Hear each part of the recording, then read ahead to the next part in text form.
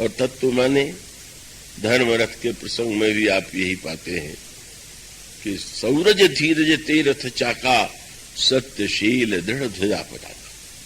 केवल सत्य ही नहीं, शील, और उसका सूत्र वही है जो प्रसंग चल रहा है। सात सत्य जो है वह आत्मोन्मुख है और शील जो है परोन्मुख है। सत्य आप जब बोलते हैं तो आप अपनी दृष्टि से बोलते हैं, और शील का अर्थ क्या हुआ कि जब आपको यह ध्यान बना रहे कि जो मैं कह रहा हूं वो कि उसके सामने वाले को कष्ट तो नहीं हो जाएगा, अहित तो नहीं हो जाएगा। शीलवान व्यक्ति वो होता है जो दूसरे की भावना का सबसे अधिक ध्यान रखता है। यही शील की परिभाषा है। और विश्व के इतिहास में भगवान श्री राम से बढ़कर के कोई शीलवान हुआ ही नहीं। इसीलिए जब श्रीमद् भागवत और श्री रामचरितमानस पर मेरे माध्यम से प्रभु ने कुछ लिखवाया तो नाम के संदर्भ में विचार आया कि क्या नाम दिया जाए। तो बस यही सुझा कि श्री कृष्ण महान, श्री राम महान, दोनों एक ही, पर अवतारों में जो एक भिन्नता है तो उसमें नामकरण किया गया शील सिंधु राघव माधुर्य मूर्ति माधव। श्री कृष्ण मानो मधुरता की मूर्ति है और श्री राम तो शील के सिंधु है। तो शीलवान व्यक्ति को बस वही बात आई, अपनी ही बात नहीं, अपने यहां जो कुछ आया कह दिया, कह डाला। ये धर्म नहीं है। सत्य के नाम पर ये आप अन्याय कर रहे हैं, सत्य का दुरुपयोग कर रहे हैं। इसलिए सती जी ने भगवान शंकर से पूछा, पर क्यों इनको हम कष्ट दें, क्यों अनावश्यक हम इनको पीड़ा पहुंचावें। सती जी ने घुमा फिरा के बार बार पूछा। यद्यपि सती पूछा बहु भांति तदपि न कहूं त्रिपुर आराती। नहीं, बस आप किसी तरह से टालते गए और तब सती समझ गई कि भगवान शंकर ने मेरा परित्याग कर दिया। लेकिन अब भगवान शिव का शील फिर देखेंगे आप क्या। अब भगवान शंकर सती जी के साथ कैलाश लौट रहे हैं। सती जी बड़ी दुखी हैं। आप कहीं यात्रा कर रहे हो और बार बार कोई घटना दुख की आपके ध्यान में आ जाए तो आपको यात्रा करना बड़ा कठिन हो जाता है। चलने की थकान के साथ साथ मन में पीड़ा और मन में कष्ट। इतने उदार शंकर जी हैं कि भले ही ये व्रत ले लिया, लेकिन शंकर जी ने ये देखा ये तो बड़े दुखी हो रही, इनका दुख कैसे हम हल्का करें। तो आप कहने लगे चलो आज तुम्हें हम मार्ग में कुछ इतिहास सुनाते हुए चलते हैं। वर्णत पंथ विविध इतिहासा। इतनी उदारता कि जिससे इनका ध्यान सुनते समय वो इतिहास की घटनाओं की ओर चला जाए। संकेत यही था कि अगर आपने प्रभु राम का इतिहास सुन लिया होता तो ये समस्या ना आती। उस समय नहीं सुना तो चलिए, इस समय हम आपको इतिहास सुना रहे हैं। और वर्णत पंथ विविध इतिहासा विश्वनाथ पहुंचे कैलासा। शंकर जी सती के साथ कैलाश पर पहुंच जाते, पर सती जी तो हर क्षण बेचैन हो रही है। क्या व्रत लिया है, क्यों नहीं मुझसे बता रहे हैं। इस प्रकार से सती का जो महान कष्ट है भगवान शंकर के सामने बड़ी जटिल समस्या है। अगर वो बार बार प्रश्न करती हैं, न उत्तर दे तो कष्ट, उत्तर दे दे तो महाकष्ट। और शंकर जी तो श्री राम के ही स्वभाव को अपना आदर्श मानते हैं। इसलिए मानो सत्य के कि वह बहिरंग रक्षा करने के स्थान पर शील का वह स्वरूप जहां उन्होंने नहीं बताया। पर अब उपाय क्या है, तो अब वहां पर संकेत यही किया गया। और ये मानो क्रम है। हमारे आपके जीवन में कभी ऐसी कोई समस्या आवे तो ऐसी स्थिति में क्या करना चाहिए। अब शंकर जी को लगा कि अगर हर थोड़ी देर बाद ये प्रश्न करें कि महाराज बता दीजिए तो बड़ा संकट हो जाएगा। और तुरंत आप भीतर चले गए। भीतर माने बोले शंकर सहज स्वरूप संभारा और लाग समाधि अखंड अपारा। शंकर जी समाधि में चले गए। बाहर आंधी आवे तो आप क्या करते हैं? बाहर पानी बरसने लगे तो आप क्या करते हैं? बाहर कोई इस तरह की समस्या हो तो आप क्या करते हैं? भीतर चले जाते हैं। इसी प्रकार से बाहर अगर ऐसी स्थिति उत्पन्न हो जाए तो व्यक्ति को अंतर्मुख हो जाना चाहिए, भीतर जाना चाहिए। भगवान शंकर ने यही निर्णय किया। आप लाग समाधि अखंड अपारा, अखंड वह अपार समाधि जहां पर कोई भान नहीं लोक का, घटनाओं का। शंकर जी को कोई स्मरण नहीं आ रहा। अब मान लीजिए भगवान शंकर ही यही याद करते रहे, सती मुझसे झूठ बोल गई, सती क्यों बोल गई, कैसे बोल गई, और वही बार बार उस पर आक्षेप करते रहे, क्यों झूठ बोल दिया तुमने मुझसे। कितना बचने का उपाय क्या? बस समाधि में चले गए। और कितने वर्ष तक रहे? बोले बीते सम्मत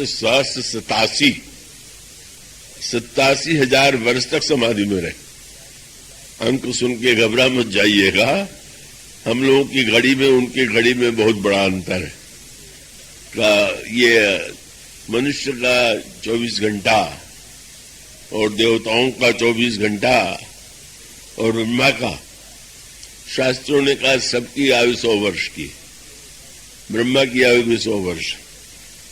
पर उन्होंने कहा कि नहीं, ब्रह्मा का दिन और वर्ष उनका मापदंड अलग है। क्या कहो? कहते हैं कि चारों युग जब 1000 बार व्यतीत हो जाते हैं तो ब्रह्मा का एक प्रहर होता है या एक दिन होता है, और ऐसे 100 वर्ष की आयु तो बड़ा दिन लंबा है। पर उससे भी बड़ी बात यह कही गई कि जब ब्रह्मा जी के 100 वर्ष पूरे हो जाते हैं तो शंकर जी का एक पल होता है। अब भला बताइए, 87,000 का अंक हम लोगों के लिए तो बड़ा आतंक पैदा करने वाला है। लोग वहां 87,000 वर्ष का तो कोई अर्थ ही नहीं। तो वो तो मानो ब्रह्मा के एक दिन में भी कुछ नहीं, बहुत थोड़ा सा। शंकर जी चले जाते हैं। उसके बाद जो प्रसंग आता है, ये प्रसंग में जो आते हैं अवसर, उसमें धर्म का जो एक विशेष महत्वपूर्ण तथ्य है जिसकी ओर बार बार ध्यान दिया गया है। भगवान शंकर समाधि में चले जाते हैं, उसके संदर्भ से वो जो जुड़ी हुई कथा आती है। अब शंकर जी शंकर सहज स्वरूप समारे, शंकर जी स्वरूप में चले गए। रूप से समस्या आई तो स्वरूप में चले गए, और उसका एक दुष्परिणाम सामने तब आया। उसके पश्चात समाधि का त्याग करते हैं, फिर सती यज्ञ स्थल में जाती हैं, शरीर का त्याग करती हैं, और सती जी जो है अंत में शरीर का त्याग करके पार्वती के रूप में जन्म लेती है। भगवान शंकर फिर से पहले एक बार और बाद में सती के शरीर के त्याग के बाद भगवान शंकर समाधि में स्वरूप में स्थित हो जाते हैं। और जब स्वरूप में स्थित हो गए तो उसका लाभ किसने लिया? वो असुरों को मिला। ये एक बड़े महत्व का पक्ष है। आपकी अंतर्मुखता आपको शांत बनावे, यह तो उपयुक्त ही है। पर अगर आपकी अंतर्मुखता का परिणाम यह हो कि आप बाहर देखना ही बंद कर दें, जो होता है वो होने दो, हमें क्या लेना देना है, तो उसका परिणाम होगा कि बाहर न जाने कितना अन्याय हो सकता है, बाहर न जाने कितने बुरे लोग मनमाना कार्य कर सकते हैं। यहीं पर वह सूत्र आता है कि उस समय शंकर जी तो स्वरूप में निमग्न हैं, और एक असुर जिसका नाम तारकासुर है। तारकासुर ने देखा कि शंकर जी तो समाधि में है, और जब ब्रह्मा वरदान लेने के लिए आए तो तारकासुर यह जानता था कि अगर ब्रह्मा जी से कहा जाए कि मेरी मृत्यु कभी नहीं होगी, न हो, तो ये कह देंगे कि वो तो मृत्यु लोक में मृत्यु तो अनिवार्य है। इसलिए उसने सोचा कि ऐसे असंभव पद्धति से मृत्यु मांगे कि जो संभव न। क्या महाराज, शंकर जी के पुत्र के हाथों से ही मेरी मृत्यु हो तो हो, नहीं तो मृत्यु न। ब्रह्मा बड़े प्रसन्न हुए, लेकिन शंकर जी के पुत्र के साथ साथ तारकासुर ने एक बात कह दी कि शंकर जी मन से भी पुत्र उत्पन्न कर सकते, वैसे पुत्र से नहीं, शंभु शुक्र संभूत सुत, बस शंकर जी के वीर्य से जो पुत्र उत्पन्न हो उसी से मेरी मृत्यु हो।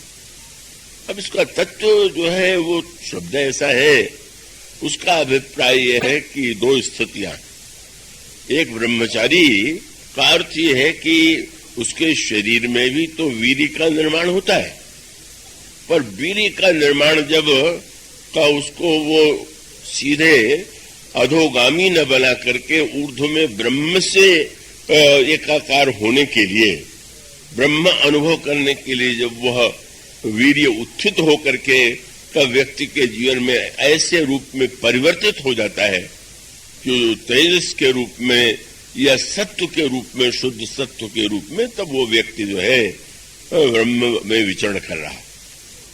तो अब तर्क ये था तारकासुर का कि अधोगामी शुक्र और ऊर्ध्वगामी शुक्र, तो समाधि में तो शिव का स्वरूप ही ऊर्ध्व है, और विवाह तो व्यक्ति तब करता है जब उसको किसी प्रकार के अभाव का अनुभव हो, और शंकर जी तो अपने स्वरूप में ही परिपूर्ण है, और अपने स्वरूप में परिपूर्ण है तो वो न तो ऊपर से नीचे उतरेंगे, न विवाह करेंगे, न बेटा होगा, न मैं मरूं। ये जितने असुर होते हैं अपने को बुद्धिमान बहुत मानते, योजनाएं इनकी बड़ी ही बुद्धिमानी से होती है। शंकर जी की वृत्ति क्या अधोगामी हो सकती है क्या? शंकर जी क्या अपेक्षा करेंगे क्या? और उसका परिणाम हुआ कि तारकासुर ने सारे देवताओं को हरा दिया, सबको जीत लिया। उनको मार कोई इसलिए नहीं सकता है कि वरदान जो मांगा है शंकर जी समाधि में, यहां पर दो सूत्र, और उसी से परहित की महिमा सामने आती है। क्या शंकर जी जब समाधि में हैं तो एक दिन भगवान राम उनके सामने बाहर आ गए, प्रकट हो गए। क्या तात्पर्य था? भीतर ही नहीं महाराज, बाहर भी तो देखिए। क्या मैं भीतर हूं, बाहर नहीं हूं क्या? और बाहर है तो आप बाहर दृष्टि डालिए। तो जानबूझ करके प्रभु हृदय में तो एकत्व का अनुभव हो रहा था, प्रकट हो गए। प्रगटे राम कृतज्ञ कृपाला, रूप शील निज तेज विशाला, और बहु प्रकार शंकर ही सराहा, तुम बिनु अस व्रत को निर्वाहा। और भगवान शंकर ने कहा से प्रभु ने कहा, आप तो बड़ी सुंदर कथा सुनाया करते हैं, पर आज मैं आपको कथा सुनाऊंगा। बड़े प्रसन्न हो गए, स्वयं प्रभु अपने श्रीमुख से कथा सुनावेंगे। किसकी कथा सुनावेंगे? आश्चर्य हुआ शंकर जी को कि अति पुनीत गिरिजा के करणी, विस्तर सहित कृपा निधि वर्णी। बड़े विस्तार से कैसे सती ने शरीर छोड़ा, शरीर छोड़ करके हिमालय की पुत्री बन करके कैसे उन्होंने जन्म लिया, कैसे इस प्रकार से वे तपस्या कर रही हैं, कितनी शीलमयी है, कितना उदार स्वभाव है, कितनी तपस्वी है। जब वे गुण गाने लगे तो शंकर जी के आंखों में आंसू आ गया। पार्वती का गुण सुन के आंसू नहीं आया। शंकर जी को लगा कि प्रभु कितने कृपालु हैं, जिन सती ने हमारे प्रभु की कथा नहीं सुना उनकी कथा आप सुना रहे। ऐसा उदार कौन हो सकता है? और इतने आनंद मग्न हो गए। और फिर भगवान ने कहा कथा की दक्षिणा क्या? बोले अब विनती मम सुनो सियो, जो मोह पर निज नेव, जाय विवाह शैल जय, यह मोहि मांग देव। अब जा करके आप पार्वती से विवाह कीजिए। अब शंकर जी तो प्रभु के गुणों में डूबे हुए शिव जी कहने लगे कि यह बड़ा संकट है। कह शिव यद्यपि उचित अस नाही, नाथ बचन पुन मेट न जाही। उचित मुझे तो नहीं लग रहा है, पर आपका वचन टाला भी तो नहीं जा सकता है, इसलिए बस आज्ञा सिर पर नाथ तुम्हारी। महाराज आपकी आज्ञा सर माथे। सुनते ही भगवान राम को चिंता हो गई।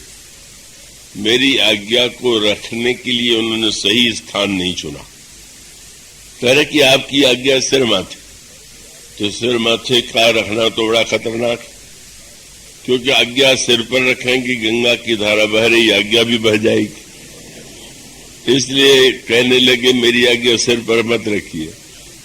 तब बोले अब उर राख्यो जो मैं कहूं, मेरी आज्ञा को बुद्धि से मत मांगिए कि बोझ बन गया चलो ढोए, मेरी आज्ञा को हृदय में रखिए। अब शंकर जी बोले तो नहीं, पर गोस्वामी जी ने बड़ी मीठी बात लिखी।